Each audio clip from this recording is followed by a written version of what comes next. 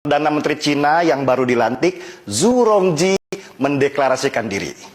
Berikan saya 100 peti mati, 99 buah akan saya kirim untuk para koruptor, dan 1 untuk saya sendiri kalau saya korupsi.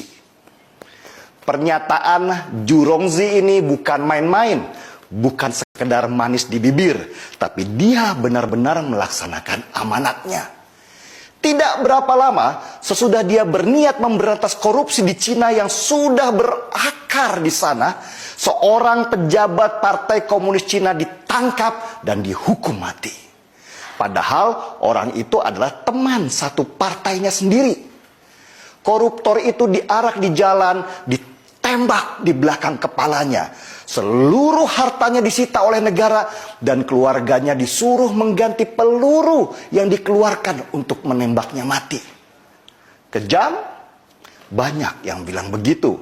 Dan kelompok hak asasi manusia yang berpusat di Amerika seperti biasa teriak-teriak, protes, tidak boleh ada hukuman mati karena manusia punya hak untuk hidup.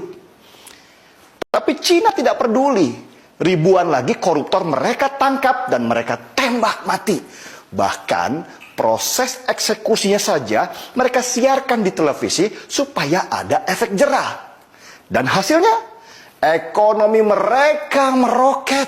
Mereka sekarang sejajar dengan negara-negara maju di dunia dengan aset ratusan ribu triliun rupiah.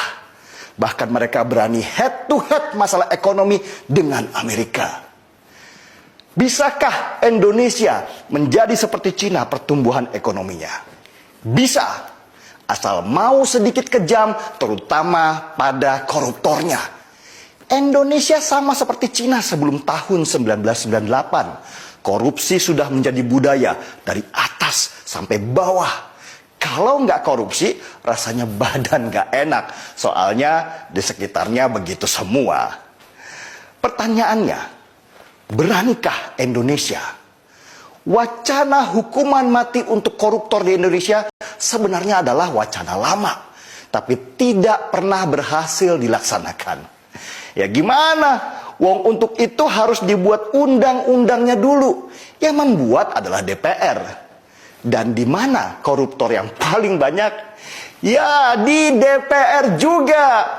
Mana mau maling nangkap maling. Selain itu, perangkat hukum kita seperti KPK juga gak bersih-bersih amat. Bukannya sibuk membangun sistem supaya orang tidak bisa korupsi, malah main politik. Kebayang kalau mereka main tangkap sembarang orang hanya karena tidak senang. Orang tidak bersalah bisa hilang nyawanya. Cina bisa dengan mudah membuat produk undang-undang hukuman mati untuk koruptor. Itu karena mereka adalah negara satu partai. Jadi lebih mudah membuat peraturan. Sedangkan di Indonesia ada banyak partai, banyak kepentingan. Mau bikin produk undang-undang saja berantemnya nggak selesai-selesai. Tapi pas gajian, nagih duluan. Para anggota DPR yang mayoritas dari partai itu punya konsep yang mirip-mirip Julius Caesar, Vini, Vidi, Vici. Kami datang, kami lihat, kami taklukkan. Tapi mereka modifikasi sedikitlah dengan kalimat, kami datang, kami absen, kami ngorok di ruangan, dan kami pulang.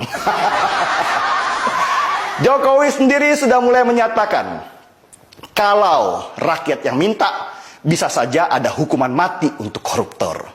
Tapi ya itu, siap nggak DPR-nya bikin undang-undang? Dan wacana ini kembali bergulir dengan harapan tinggi, meski nggak pernah terjadi. Mirip-mirip timnas sepak bola Indonesia yang selalu menjanjikan juara, tapi selalu pulang dengan tangan hampa. Kalah sudah biasa, kalau menang itu baru luar biasa. Sulit sekali negeri ini menghukum mati para koruptor di sini. Bahkan Fadlizon, petinggi Partai Gerindra, pernah tanpa malu-malu menyebut kalau korupsi itu oli pembangunan. Kalau nggak ada korupsi, negara nggak jalan. Nah loh, gimana mau bikin undang-undang? Mungkin hanya di Indonesia koruptor diperlakukan seperti raja. Dikasih baju kebesaran warna oranye, terus dadah-dadah di depan kamera dengan senyum lebar di wajah. Nanti di depan pengadilan, yang laki pakai kopiah dan yang wanita pakai kerudung mendadak syariah. Lalu di penjara, mereka bisa bayar untuk dapat ruangan mewah, bahkan bisa jalan-jalan dan nginap di hotel mewah.